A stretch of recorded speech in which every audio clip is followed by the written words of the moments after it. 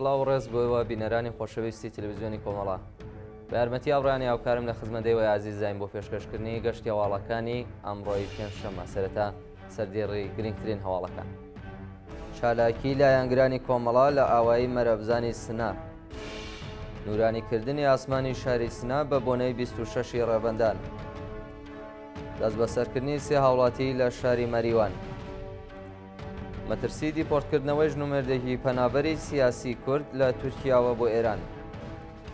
ناڕەزایەتی کەشاوەرزان لە ئیسفەهان و لایەنگرانی ژینگە لە شاهڕوود. خۆپێشاندانی دژبەرانی شار لە تێل‌ئاڤیڤ و پاریس. و ناڕەزایەتی کەشاوەرزانی ئاڵمانی و تێکەڵچوونیان لەگەڵ پۆلیس.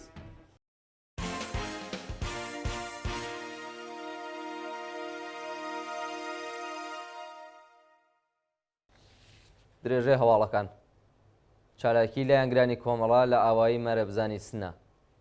بە پێی هەواڵی گەیشتوو ڕۆژی چوارشەممە 25 ڕێبەندان لایەنگرانی کۆمەڵە و حیزبی کۆمۆنیستی ئێران لە دەوروبەری ئاوایی مەرەبزانی سنە بە بۆنەی 26 ڕێبەندان ساڵ ڕۆژی ئاشکرابوونی کار و چالاکیەکانی کۆمەڵا چالاکیان ئەنجامدا. بەشداربوونی ئەو مەراسمە بە هەڵکردنی ئاڵای پیرۆزی کۆمەڵە و بڵاوکردنی پلاکارد بە دروشمی پیرۆز بێت 26 ڕێبەندان ڕۆژی کۆمەڵا ساڵ ڕۆژی ئاشکرابوونی کار و چالاکیەکانی کۆمەڵایان لە هەموو پێشمەرگەکان و ئەندامانی کۆمەڵە و حیزبی کۆمۆنیستی ئێران هەروەها بنەماڵەی سەربەرزی شەهیدان پیرۆزبایی کرد و بەڵێنیاندا تا دڵۆپی خوێنیان درێژە بەو ڕێگە و ڕێبازە بدەن.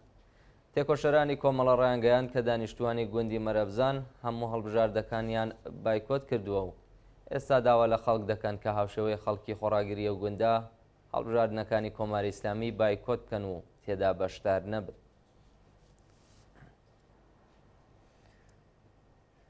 نورانیکردنی ئاسمانی شاری سنە بە بۆنەی 26 ڕێبەندان. بە پێی هەواڵی گەیشتوو شەوی چوارشەممە 25 ڕێبەندان لایەنگرانی کۆمەڵە و حیزبی کۆمۆنیستی ئێران بە بۆنەی 26 ڕێبەندان سان ڕۆژی یاشکرابوونی کار و چالاکیەکانی کۆمەڵە ئاسمانی شاری سنەیان نورانی کرد.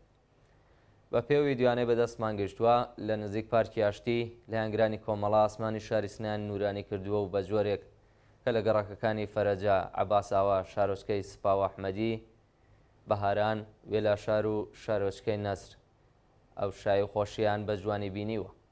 بەشداربوونی ئەو چالاکیە 45مین ساڵ ڕۆژی ئاشکرابوونی کار و چالاکیەکانی کۆمەڵەیان لە هەموو پێشمەرگەکانی کۆمەڵە و ئەندامانی حیزبی کۆمۆنیستی ئێران بنەماڵەی سەربەرزی شەهیدان و بنەماڵەی گیانبەختکردوانی شۆڕشی ژینا پیرۆزبایی کردو بەڵێنیاندا تا دوا هەناسا وەفادار بە ڕێبازی سووری کۆمەڵە بن.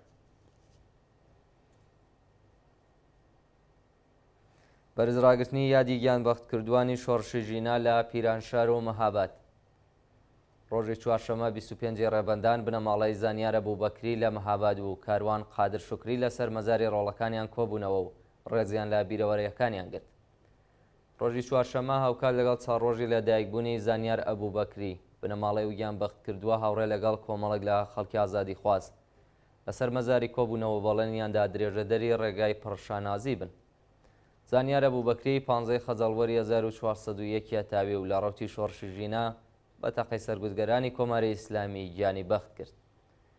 لەلایەکی دیکەوە بنەماڵەی کاروان قادر شوکری و دۆستانی لە پیرانشار بۆ ڕێزگرتن لە یادی و گیانبەخت کردووە مەزارەکان گوڵباران کرد و ڕایانگەیاند کە نەدەبەخشن و نە لەبیر دەکەن.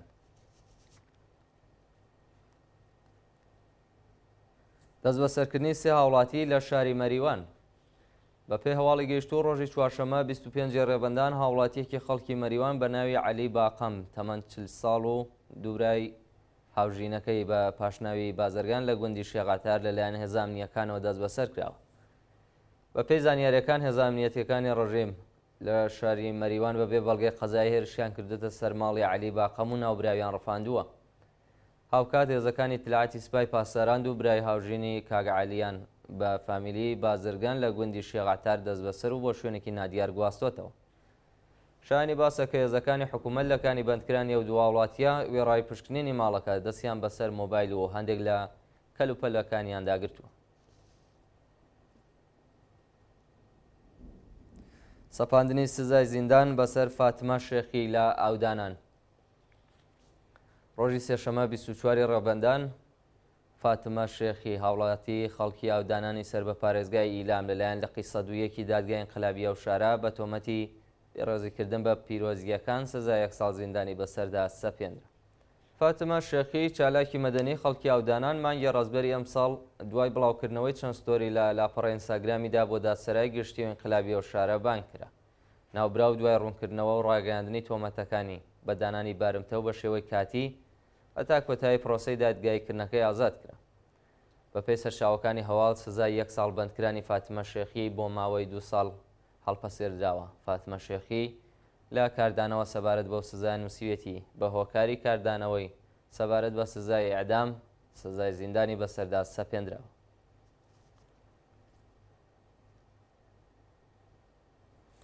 برینداربوونی کۆڵبەرێک لە سنووری سەردەشت.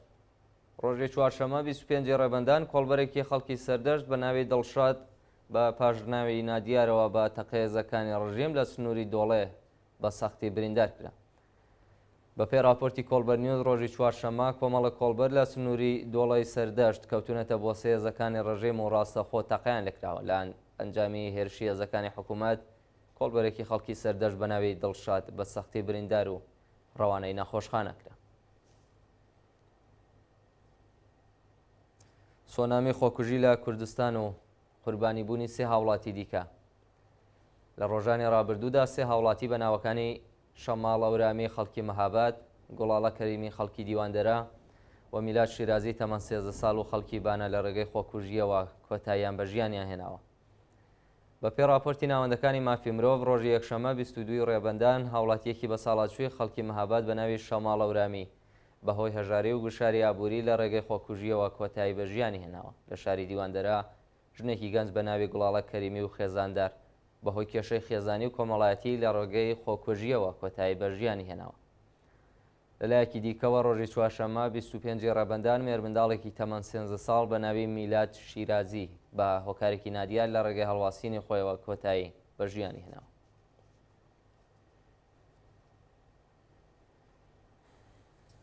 مەترسی دیپۆرتکردنەوەی ژنومێردێکی پەنابەری سیاسی کورد لە تورکیا و ئێران. حسێن ناسراو بە ئامانج منبەری پەناخوازی سیاسی کورد لەلایەن پۆلیسی تورکیا و دەست بەسەر کراوە و مەترسی دەست بەسەرکرانی شەوگار محەممەدی هاوژینی و دیپۆرتکردنەوەیان بۆ ئێران لە ئارادا. شەوگار محەممەدی لە پامێکی ویددیۆیدا باس لەوە دەکات کە هاوسەرەکەی 2 ڕۆژ پێش ئێستا دەست بەسەر کراوە بۆ کەمپی دیپۆرتکردنەوەی پەنابەران لە شاری ئێزمیر گوازراونەتەوە. خاتوو محەممەدی ڕایگەیاند کە هاوسەرەکەی مەترسی جددی دیپۆرتکردنەوەی لەسەرە و خۆی لە ترسی بەندکران و دیپۆرتکردنەوە لەلایەن پۆلیسی تورکیاوە پەنای بۆ ماڵی هاوڕێیەکی بردووە. شەوگار محەممەدی داوا لە هەموو چالاکوانان و ڕێکخراوەکانی مافی مرۆڤ دەکات کە دەنگی خۆی و هاوسەرەکەی بن و ڕێگە لە دیپۆرتکردنەوەیان بۆ ئێران بگرن. ناڕەزایەتی کەشاوەرزان لە ئیسفەهان و لایەنگرانی ژینگە لە شاهڕوود. ڕۆژی چوارشەمە 25 ڕێبەندان کەشاوەرزانی ئیسفەهانی لە ناڕەزایەتی بە نەدانی حەقاوە لە سەرشەقامەکانی ئەو شارە ڕێپێوانیان کردو لە شاری شاهڕوود لایەنگرانی ژینگە دژ بە چالایەکی معدەن لە کێوی شاهوار کۆبوونەوە. بەپێی راپۆرتەکان کەشاوەرزانی ئیسفەهان بە بەدەستەوەگرتنی پەلاکارد و وتنەوەی دروشم خوازیاری بایەختان بە کێشە و گرفتەکانیان بوون. لە شاری شاڕوودیش لایەنگرانی ژینگە لە ناڕەزایەتی بە پێدانی مۆڵەت بە چەندین شیرکەتی معدەنی لە چیای شاهوار و لە ناوچوونی ژینگەی ناوچەکە خۆپێشاندانیان کرد. بەشداربوونی ئەو چالاکیە داوایان کرد تەواوی ئەو مۆڵەتانە هەڵبوەشێنرێنەوە و ڕێز لە بەهای سروشت بگرن. قوربانیبوونی 14 کرێکار بەهۆی نەبوونی مەنی شوێنی کار لە چەند شاری ئێران. ڕۆژی چوارشەمە 25 ڕێبەندان 14 کرێکار لە شارەکانی بروجێن، ئیسفەهان و تاران بەهۆی نەبوونی ئیمەنی شوێنی کار تووشی ڕووداوی کار بوون و کرێکارێک گیانی لە دەستا و 13 کرێکاری دیکەش بریندار بوون. بەپێی راپۆرتەکان 7 کرێکار بەهۆی ئاگرکەوتنەوە لە دوکانێکی پیتزافرۆشی لە تاران تووشی هەناسەتەنگی بوون و ڕەوانەی نەخۆشخانە کراون. لە شاری ئیسفەهان دوو کرێکاری تەمەن 26 و 27 ساڵ لە شارۆچکەی سەنعەتی ڕازی شەهرەزا بەهۆی هەڵمژینی گازی مۆنۆکسیدی کەربۆن ژاراوی بوون و بەهۆیەوە کرێکارێک گیانی لە دەستا و کرێکارێکی دیکە بۆ نەوەندە دەرمانیەکان گوازرایەوە. لەلایەکی دیکەوە کرێکارێک لە کاتی کارکردندا لە شارۆچکەی سەنعەتی بروجێن دەستی لە نێوان ئامێرێکی سەنعەتیدا گیری کرد و بە سەختی بریندار بوو لە ڕووداوێکی دیکەدا لە شاری بروجێن. چوارکرێکاری شاغڵ کارگای پاڵاوتنی ڕۆن بەهۆی ئاگرکەوتنەوە سووتان و ڕەوانەی نەخۆشخانە کرا.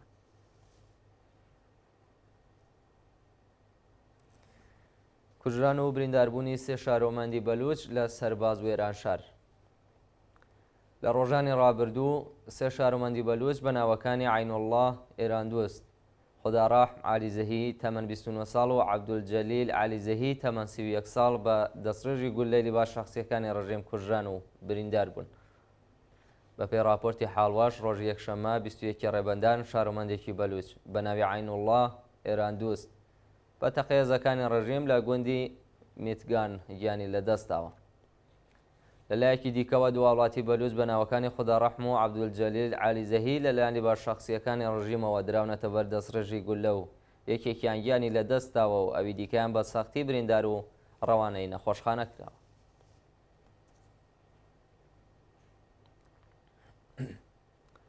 خۆپێشاندانی دژبەرانی شەڕ لە تێلاڤیڤ و پاریس.